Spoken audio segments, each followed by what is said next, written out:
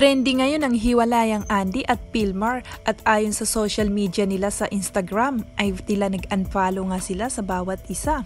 Eto nga ang at bukod pa dyan ay nag-post nga si Andy sa kanyang Instagram na tila ba may panaparinggan ito? Alam ko yung itsura kung sinasaktan ako or may ginagawa para masaktan ako. At eto nga yung babaeng tinutukoy ni Andy, walang iba kundi ang best friend at kaibigan pa niya. Ayan, at kung mapapansin nyo nga, ay sobrang sweet nga ng best friend niya dito sa kanilang mga anak. At ito pa nga yung picture ni na Pilmar kasama yung babae na tinutukoy ni Andy. Ayan, sobrang sweet pa nga ito sa kanilang mga anak.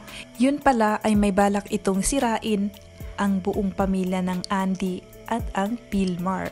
Ayan, kaya kayo guys, ingat-ingat sa inyong mga best friend dahil totoo ang kasabihan na huwag mag-aalaga ng ahas dahil ang ahas ay ahas pa rin. At bukod pa nga dyan guys, ay lantaran nga ang pagiging magkamukha ng tattoo nilang dalawa. Ayan, parehas ngang number na 224 ang kanilang nilagay sa kanilang mga braso. Kaya naman sobrang sakit ito para kay Andy Aigelman.